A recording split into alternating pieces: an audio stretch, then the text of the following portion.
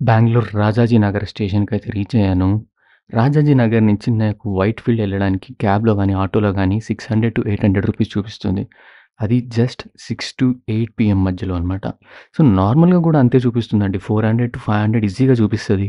కానీ మీకు best way of transport ఏది అంటే మెట్రో తీసేసుకోండి. రాజాజీ నగర్ నుంచి మీకు వైట్ ఫీల్డ్ ఎళ్ళాలంటే మీరు ఒక దగ్గర ఇంటర్చేంజ్ కావాలి. మాజెస్టిక్‌లో ఇంటర్చేంజ్ కంపల్సరీ అవుతదనమాట. డే పాస్ ఉంటుంది. ఇది ఒక డేకొచ్చేసి రూ. 150 చార్జ్ చేస్తారు. అండ్ వ్యాలిడిటీ వచ్చేసి ఒక డే ఉంటదది. ప్రిఫర్ చేసేవాళ్ళు ఇక్కడ డే పాస్ గూడా అవైలబిలిటీ ఉంటదనమాట. ఆ డే పాస్‌ని గూడా యూజ్ చేసుకుంటే మేబీ బెంగుళూరు మార్నింగ్ నుంచి నైట్ వరకు తిరగడానికి మీకు యూజ్ అవుతుంది.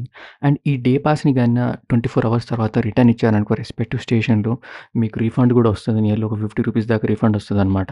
సో, నేనిక్కడి నుంచి రాజాజీ నగర్ నుంచి మెజెస్టిక్ స్టేషన్‌కయితే బయలుదేరిపోయినాను. మెజెస్టిక్ స్టేషన్‌లో నాకు ఇంటర్చేంజ్ ఉంది. మెజెస్టిక్ స్టేషన్‌లో ఇంటర్చేంజ్ అయ్యి వైట్ ఫీల్డ్‌కెళ్ళే ట్రైన్ పర్పుల్ లైన్ ఎళ్ళాలి. చీప్ అండ్ బెస్ట్‌లో వెళ్ళాలంటే metro is the best option. ఇక్కడొచ్చే టికెట్ వచ్చేసి రూ. 55 అనమాట. నేను మార్నింగ్ క్యాబ్‌లో వచ్చినాను. నాకు దాదాపు రూ. 556 అయితే అయింది.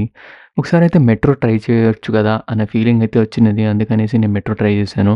మన హైదరాబాద్ మెట్రోకి, బెంగుళూరు మెట్రోకి పెద్ద తేడా ఏం లేదు. సేమ్ అదే క్రౌడు. సో, నేను మెట్రో అయిపోయిన తర్వాతయితే జేపీ నగర్‌లో ఉన్న రామేశ్వరం కేఫ్‌కెళ్ళిపోయాను.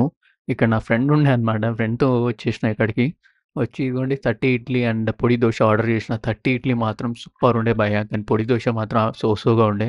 చూసినారు కదా! ఇదొచ్చేసి 1 ఏఎం ఆఫ్ ట్రాఫిక్ అనమాట. 1 ఏఎంకి కూడా ఇంతమంది ట్రాఫిక్ ఉందంటే అర్థం చేసుకోండి.